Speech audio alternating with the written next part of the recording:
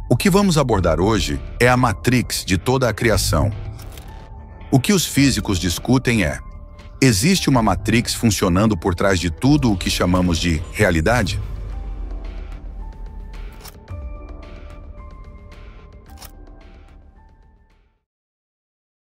No judaísmo, vemos os 72 nomes de Deus. No Antigo Egito, Osíris foi desmembrado em 72 partes pelos senhores do submundo até ser reconstituído. No hinduísmo, há uma famosa batalha entre 72 djinns. No Alcorão, o número 72 é mencionado o tempo todo. O mais famoso que já ouvi foi que há 72 virgens esperando por mártires que morreram pela causa. No budismo, o maior templo budista do mundo tem 72 dessas estruturas em forma de sino chamadas estupas ao seu redor. Estamos seguindo um caminho de coincidências. E o que essas coincidências poderiam estar nos guiando a descobrir? Por que há 360 graus em um círculo? Alguém teve que escolher isso em algum ponto de nossa história. Eu tenho apresentado palestras e discussões no Integratron, com matemáticos, arquitetos e pessoas que usam geometria em seus algoritmos e pesquisas o tempo todo.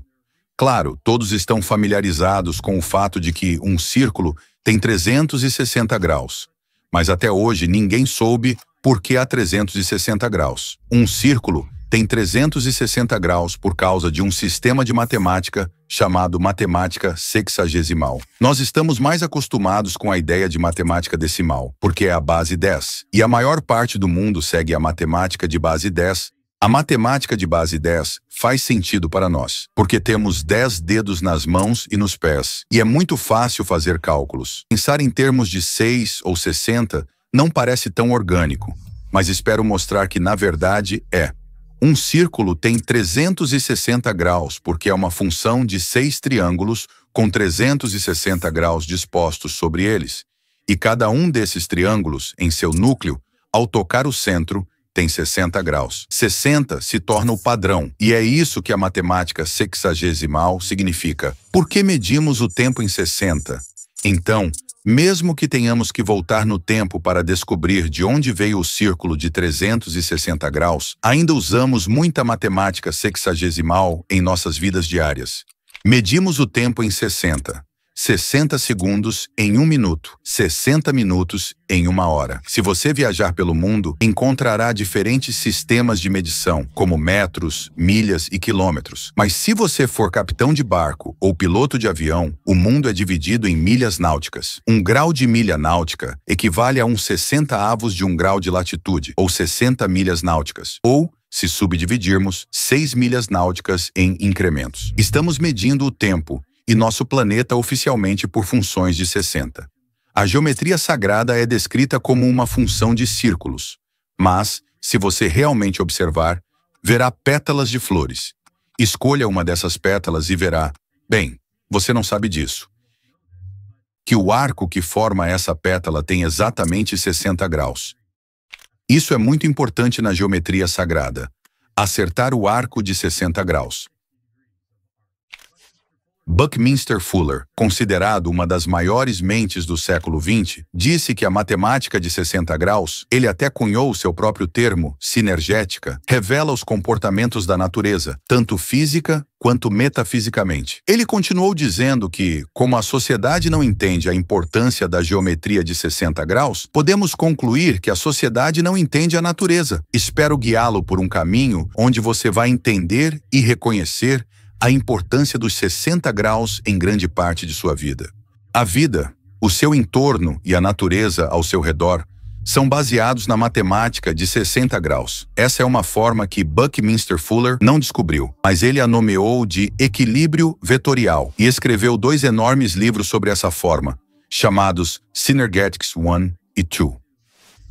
Se você observar o centro branco, ele possui 12 vetores que irradiam para fora, todos com exatamente o mesmo comprimento e deslocados exatamente da mesma maneira, com um ângulo de 60 graus. Buckminster Fuller passou a acreditar que essa é a matrix da criação, que essa é a geometria. Se os físicos estão certos ao dizer que nosso universo é geométrico por natureza de alguma forma, Buckminster Fuller argumentava que essa é a geometria.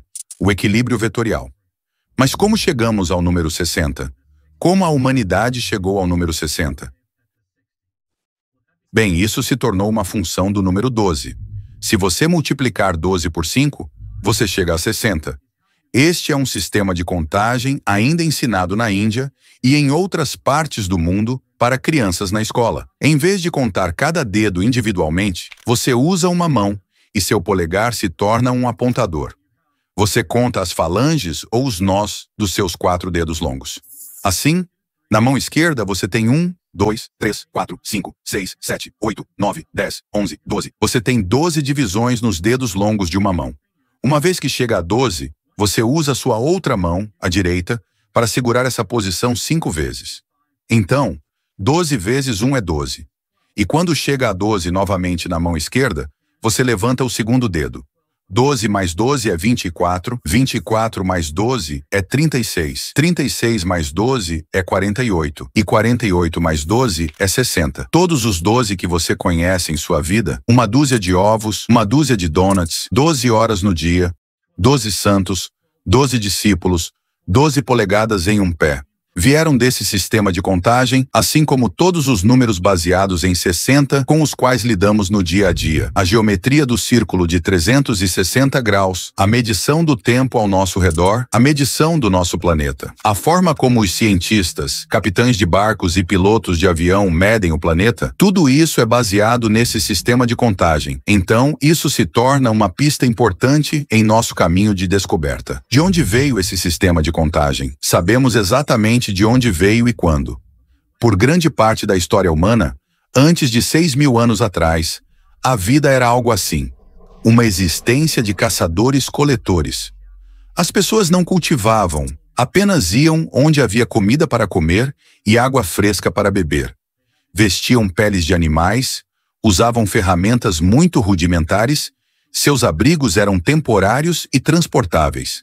Essa era a vida para a maioria das pessoas no planeta antes de 6.000 anos atrás.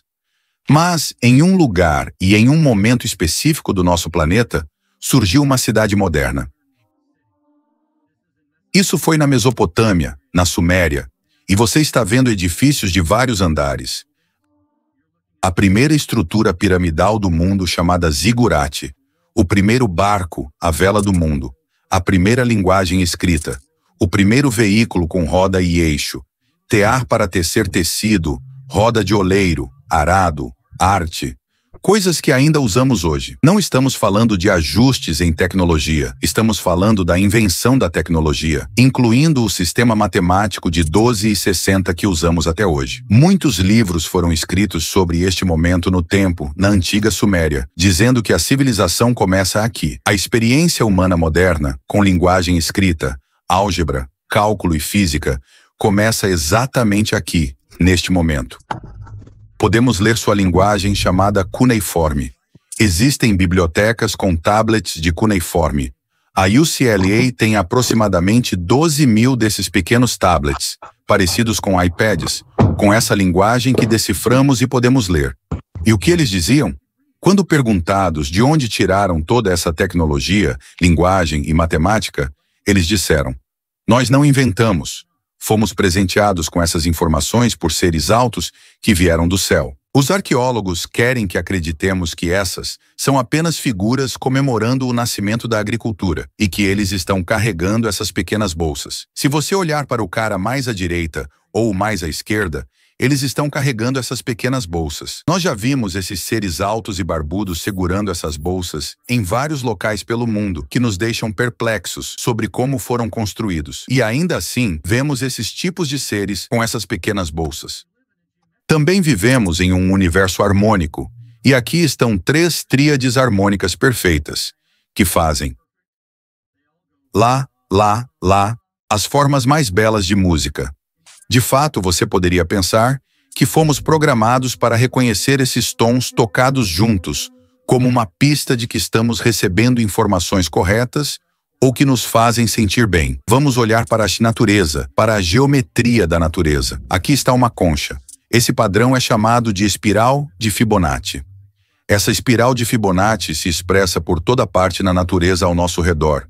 gira para frente, gira para trás, e se girar contra si mesma, tanto para frente quanto para trás, cria um padrão chamado padrão pineal. As palavras pinha, abacaxi e pinheiro derivam desse padrão. E você tem uma glândula pineal no seu cérebro, que também possui esse exato padrão. Isso é uma espiral de Fibonacci indo em uma direção contra outra espiral de Fibonacci girando ao contrário. É basicamente a arquitetura de grande parte da vida como a conhecemos neste planeta. Aqui está a mesma espiral.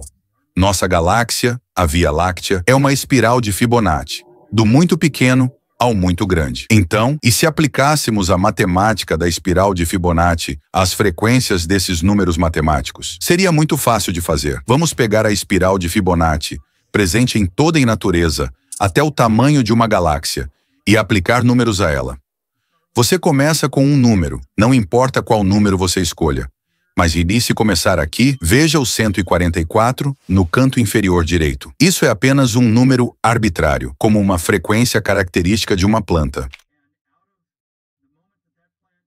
A partir desse número, 0 mais 144 é 144 novamente. 144 mais 144 é 288. 144 mais 288 é 432.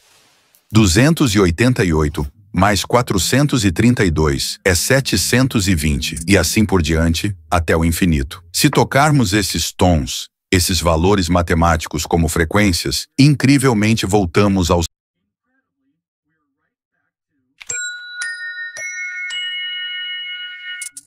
harmônicos numericamente perfeitos. Agora estamos realmente no caminho de uma descoberta incrível sobre a essência da vida, e há uma razão para acreditar que há uma essência harmônica na vida em nosso planeta. Absolutamente. Porque se pegarmos os primeiros passos do crescimento de uma espiral de Fibonacci, que lança tudo, desde espirais pequenas até as grandes, os primeiros 6 passos revelarão aquela mesma tríade harmônica perfeitamente exata. Aqui está um documento escrito há 6.000 anos. A lista de reis sumérios.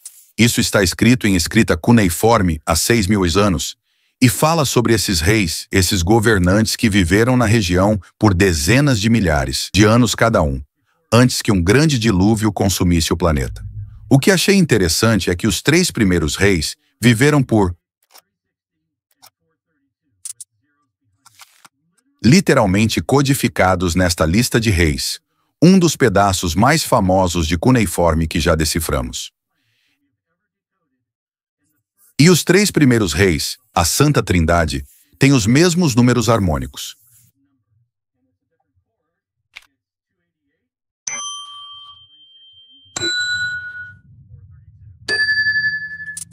Mas com os mesmos intervalos matematicamente perfeitos entre eles. Este é outro momento incrível de realização. Fomos de fato presenteados com cópias físicas. Não apenas histórias, mas cópias físicas que duraram 6.000 anos, com códigos e chaves que nos levarão de volta a esses harmônicos numericamente perfeitos. Agora vamos observar esses visitantes celestes neste mural. Este é um mural que foi removido de uma parede na Suméria. Mas observe o que os arqueólogos nos dizem serem agricultores, sabe, com suas pequenas bolsas de sementes, e em pé ao lado de uma planta com o sol sobre suas cabeças, no canto superior esquerdo da imagem. Agora olhe no canto superior direito. Veja esses 2 indivíduos segurando pinhas, como os arqueólogos querem que acreditemos. Há 6.000 anos, a Suméria era um deserto como é agora, e não havia pinhas por lá. Mas vamos olhar mais de perto o que ele está segurando. Não é uma pinha, ele está segurando a mesma coisa que está no Vaticano, bem no centro, no meio do Vaticano, que parece uma pinha. Vemos essa pinha no topo das 2 serpentes, o caduceu, ativando uma pinha. Então, o que é isso? Essa pinha é a nossa glândula pineal.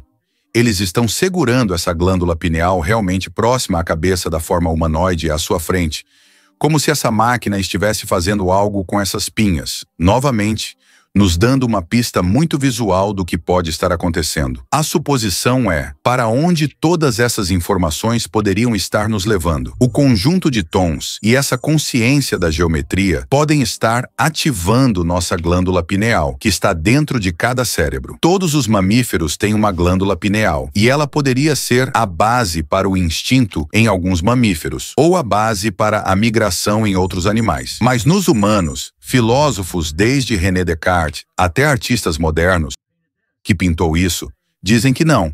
A glândula pineal é nossa antena, recebendo informações do universo sobre quem e o que realmente somos. E nós simplesmente fomos ignorados ou ela foi desligada. E estamos, nesses últimos 6.000 anos, tentando ligá-la novamente através dos códigos, das chaves e dos enigmas geométricos que nos foram dados. O que acontece quando nossa glândula pineal é ativada? Nós nos tornamos conscientes, despertamos. E um símbolo da consciência em muitas culturas é a flor de lótus, outro código ou pista com a qual talvez estejamos familiarizados. Já vimos a flor de lótus como uma representação de despertar e iluminação. Aqui está a cimática, um estudo científico que envolve segurar um líquido ou mesmo usar grãos soltos de areia ou pó e aplicar uma frequência a eles. Isso gera formas de onda estacionárias. E então você pode tirar uma foto e ver essa incrível geometria por trás. Eu fui a um laboratório de cimática e toquei os 3 tons da lista de reis sumérios e os tons de frequência da geometria sagrada. Nós tocamos ambos. Olhe o que eles revelaram. Esta é uma imagem estática da padronização que surgiu quando tocamos os tons 288, 360 e 432. Os pesquisadores que vinham trabalhando com cimática há anos nunca tinham visto algo assim. É como se fosse tridimensional. Parece uma flor de lótus. Você pode ver pétalas se escondendo atrás de outras pétalas. Quanto mais você aprofunda, eles disseram. Isso é incrível. Ninguém tinha visto algo assim antes na pesquisa de cimática. Aqui está mais uma razão coincidente para acreditar que toda essa imagem que mostra a padronização pineal ou a flor de lótus com esses conjuntos de frequência que nos foram dados, está realmente fazendo algo, como ativar nossa glândula pineal e nos permitir ver esse lótus da consciência. Minha teoria se tornou que talvez estejamos vivendo em uma imensa sala de escape do tamanho da Terra.